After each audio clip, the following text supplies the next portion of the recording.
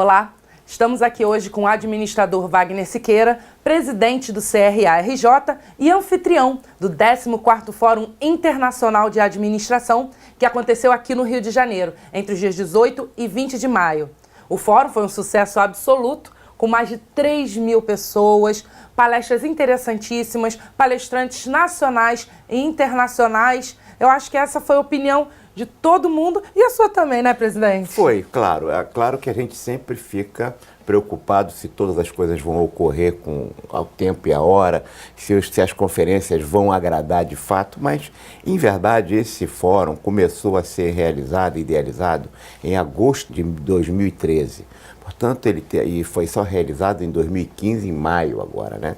Então, teve um longo processo de planejamento e execução. Não se ficou elaborando, mas concretizando a ponto de estarmos praticamente preparados para o fórum. 4 ou 5 meses já estava tudo pronto. Eu acho que isso mostra a questão do planejamento e da boa execução.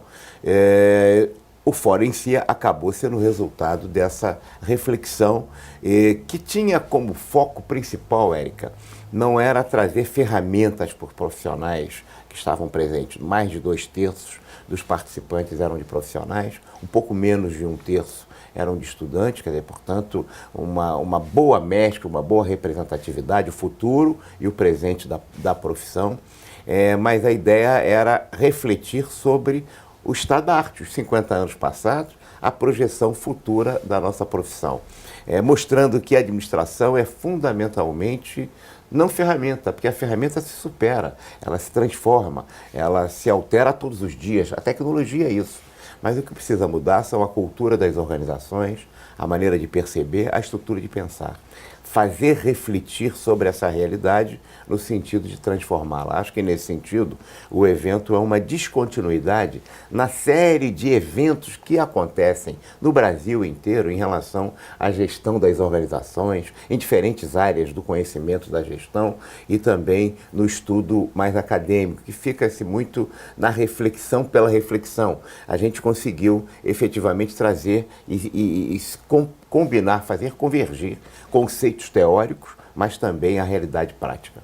O tema do FIA, do 14º FIA, foi 50 anos de administração e o futuro da administração, né?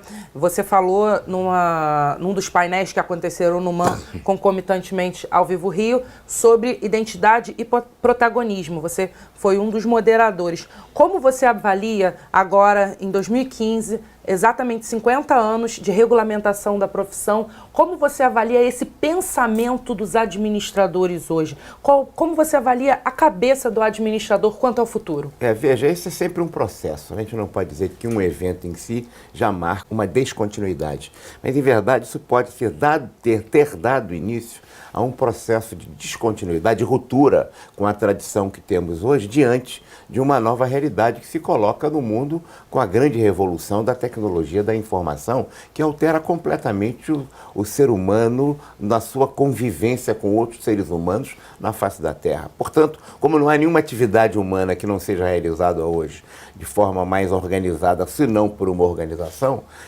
que é o nosso locus, o espaço natural de trabalho do profissional de administração, a gente espera que essa nova estrutura de pensar venha gerar um processo de transformação e de mudança, de tomada de uma nova consciência, de uma realidade que impõe mudanças bastante mais profundas na ação, no comportamento, na maneira de agir das pessoas dentro das empresas. O encerramento do 14º FIA ficou por conta do filósofo francês Pierre Lévy, que falou na palestra os próximos 50 anos. Uma das coisas que o Lévy falou foi a respeito da nossa geração, dessa geração atual, ser o início de uma grande transformação, o início de uma nova sociedade. Baseado nisso que ele falou, como você vê o papel do administrador nessa nova sociedade, nessa sociedade ainda mais contemporânea? Ele tem toda a razão, o Pierre Lévy, também nesse aspecto.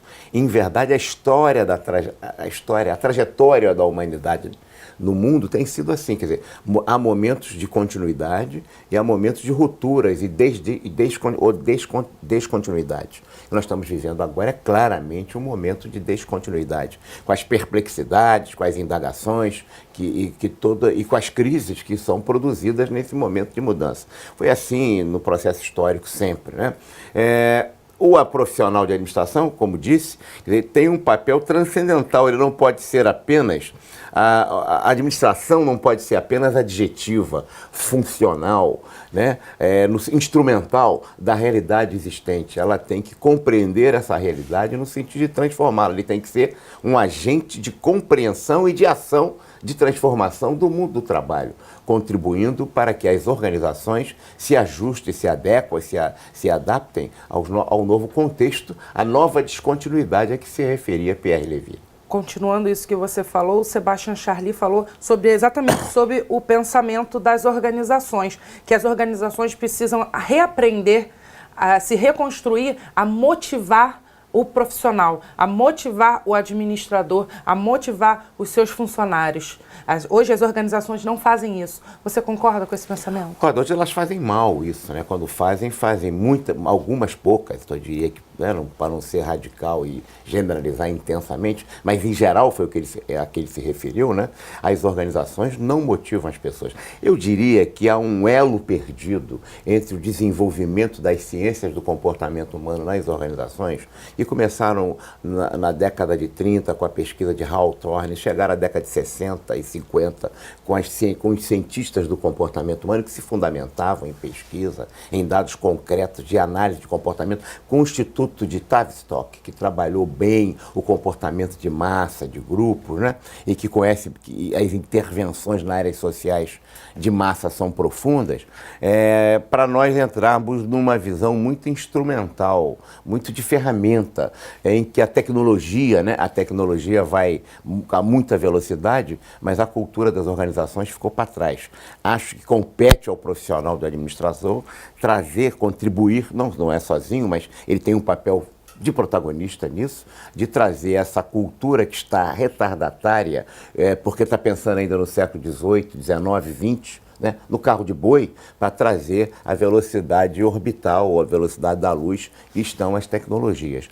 Por isso explica a falta de motivação, os links de relações sociais, nunca se falou tanto em trabalho em equipe, e nunca se praticou tanto o individualismo. O número de suicídios nas organizações no mundo inteiro é muito grande. Eu não diria só os suicídios, há pessoas nas organizações que têm sequelas, o burnout, o estresse, a fadiga, né, os problemas psicológicos de todo jeito, produzidos por uma exacerbação de práticas organizacionais equivocadas. As organizações perderam a capacidade de motivar pessoas. E como elas viam bem nisso, e se perdeu por quê? Porque se faz hoje você para lançar um remédio nos Estados Unidos, aqui no Brasil mesmo, os órgãos de fiscalização fazem todas as pesquisas, testes, etc. Um autor lança um livro qualquer, né? Vou dar um exemplo do Reengenharia, que ficou muito, muito famoso há uns anos atrás, que destruía tudo, que eles até tinham que demitir tudo. E as organizações ganham, sem nenhuma base de pesquisa, apenas uma ideia, todo mundo comprou essa ideia. O próprio autor escreveu depois um próprio livro reconhecendo os seus erros, depois da engenharia, de escrever da reengenharia, e ele efetivamente ficou só com o primeiro e as organizações não entenderam. Quer dizer, o próprio autor reviu os seus conceitos. Portanto, a falta de pesquisa em ciências sociais aplicada no mundo das empresas, apesar de se fazer muito isso, mas as pesquisas são absolutamente desviadas da verdadeira motivação. Se busca felicidade na empresa, algumas organizações felizes, organizações dinâmicas, como se a organização não fosse uma ficção jurídica. São pessoas se relacionando com pessoas.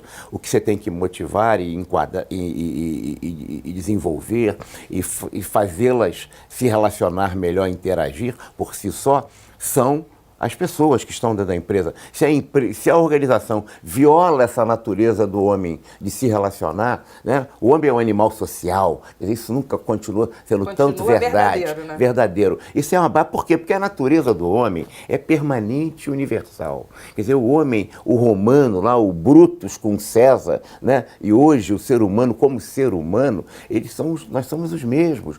E não muda de raça, de tempo, na época, o que muda são as circunstâncias, o meio ambiente social em que você vive. Se você deforma esse meio ambiente, como nós estamos deformando em muitas organizações, e viola isso, o ser humano se perde na sua essência de natureza, e aí o número de suicídios, que é uma coisa absolutamente alarmante. É uma praga no mundo das organizações hoje, as pessoas se matando ou, pior, continuando trabalhando. Não sei se é pior, mas é tão grave quanto, continuando trabalhando no mundo do trabalho, infelizes, não produzindo, não motivadas e cobradas sempre individualmente, quando a gente sabe que o ser humano, repito, é um animal social. Basicamente, é a mesma ligação que você faz no seu texto a respeito da moral da empresa e moral na empresa. Existe a motivação da empresa e a motivação na empresa.